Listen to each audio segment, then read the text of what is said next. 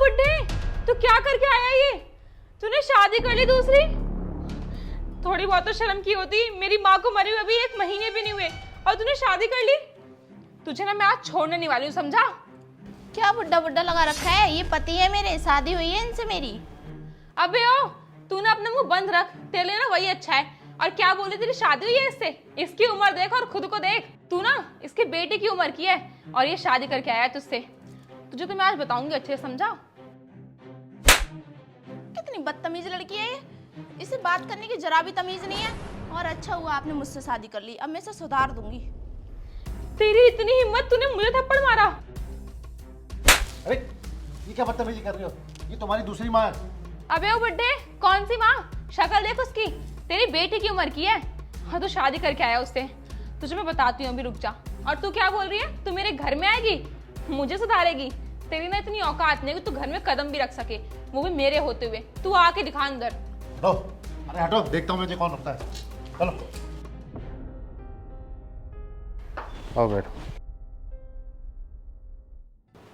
वैसे आपका घर तो काफी अच्छा है। अच्छा, आप थक गए होगे ना, मैं आपके लिए पानी लेके आती हूँ। वो सामने किचन है। 1 मिनट, कहाँ जा रही है? वो किचन बस मेरा और मेरी माँ का है, समझी? मैं इसकी बहन को जाने नहीं देती हूँ। तो तू किस खेत की मूली है? हाँ, तुम्हें एक बार में समझ नहीं आता? तुम्हें कितनी बार बताया है कि मेरी शादी हो चुकी है, अब इस घर पे मेरा भी उतना ही हक है जितना तुम्हारा है। तेरा घर कहाँ से हो गया? ये मेरा घर है, समझी? और मैं इनकी बेटी हूँ। और मुझे एक बात बता, तूने शादी क्यों की इस बुढ़े से? हाँ, क्योंकि तू अच्छी खासी लग रही है। और तू खुद सोच ना, इसकी खुद की बेटी शादी के लायक हो चुकी है और तू इस बुढ़े से शादी करके आई है। 1 मिनट, मुझे लगता है कि तूने ये सब बस पैसों के लिए किया है। तो तुझे मैं एक बात बता दूं, तुझे ना हमारी प्रॉपर्टी में से एक फूटी कौड़ी भी नहीं मिलने वाली, समझी?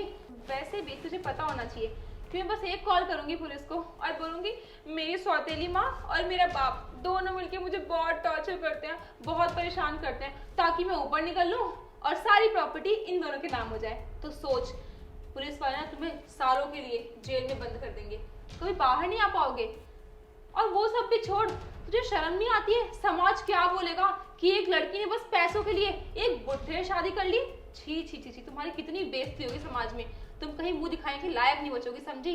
मेरी एक एडवाइस मान लो, तुम ना यहाँ से निकल लो, क्योंकि ना यहाँ तुम्हें मैं रहने नहीं देने वाली और बाहर समाज में तुम्हारी बेइज्जती होगी वो अलग। समाज?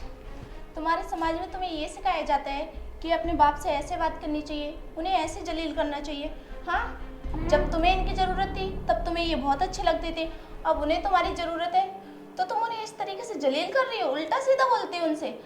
अनाथ आश्रम में जाके देखो बच्चों की क्या हालत है, उन्हें 2 वक्त का खाना तक नहीं मिलता ठीक से।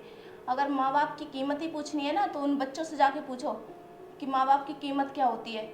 और तुम्हें तो फिर भी पाल पोस के इतना बड़ा कर दिया, इस लायक बना दिया कि तुम कुछ कर सको, कुछ बन सको, ताकि बुढ़ापे में इनका साथ दो, और तुम हो कि इन्हें उल्टा सीधा बोले जा रही हो। शर्म नहीं आती तुम्हें बिल्कुल भी? देखो, तुम होती कौन है मुझे समझाने वाली? एक काम करो, चुपचाप से ना यहाँ से निकल जाओ, वरना ना धक्के मार के निकालूंगी अब। और तुम्हें एक बात बता दूं, जो तुम्हारे पापा ने तुम्हें नहीं बताई, तुम्हारी माँ की मौत ना तुम्हारी वजह से हुई है। जब तुम पढ़ने बाहर चली गई थी ना, तब वो बहुत बीमार रहने लगी थी और तुम्हें सारा सारा दिन कॉल करती रहती, तुम उनकी एक कॉल तक नहीं उठाती, उनसे बात नहीं करती। वो सारा सारा दिन बेचारी तड़पती रहती थी कि तुमसे बात हो जाए, लेकिन तुम हो कि मस्त रहती बाहर, सारा दिन पार्टी करना, घूमना, बस यही। हाँ, और वो मरने से पहले भी यही चाहती थी कि तुमसे बात हो जाए, उनकी आखिरी इच्छा यही थी कि वो तुम्हारे साथ रह ले, लेकिन तुम साथ रहना तो बहुत दूर, तुमने उनसे एक बार बात तक नहीं की। छी, कैसी बेटी हो! इससे बढ़िया तो भगवान किसी को बेटी ही ना दे।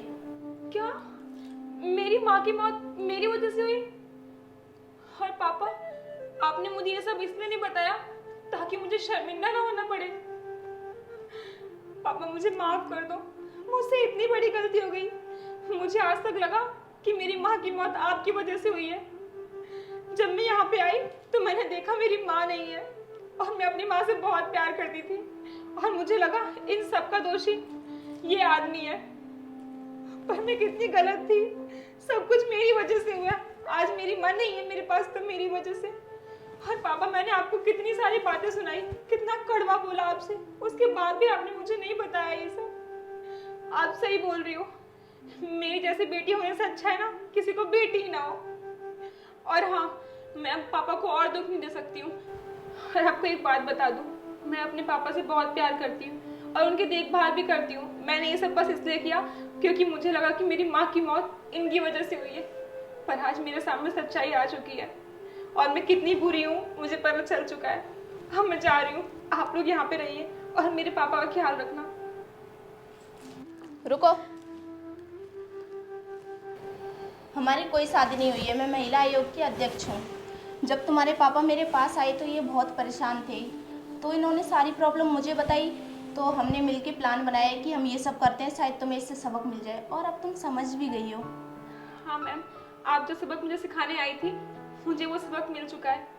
आपने ये सब कुछ जो भी किया वो बहुत अच्छा किया। अगर आप ये सब नहीं करती तो मुझे कभी समझ में नहीं आता कि मेरे पापा मुझसे कितना प्यार करते हैं। Thank you so much. और पापा, मैंने जो भी किया उसके लिए मुझे माफ़ कर दीजिएगा। आप तो हमेशा से अच्छे पापा थे, पर मैं कभी आपकी अच्छी बेटी नहीं बन पाई। पर मैं आपसे प्रॉमिस करती हूँ, मैं आज के बाद आपको बहुत अच्छी बेटी बन के दिखाऊंगी, आपका बहुत ख्याल रखूंगी। चलो अच्छा है, समय रहते ही तुम्हारी आँख खुल गई। और सर, अगर आपको कभी भी मेरी ज़रूरत पड़ी तो बेझिझक मेरे पास आना, मैं आपकी हमेशा हेल्प करूँगी। बहुत बहुत धन्यवाद मैडम। चलो अब मैं चलती हूँ।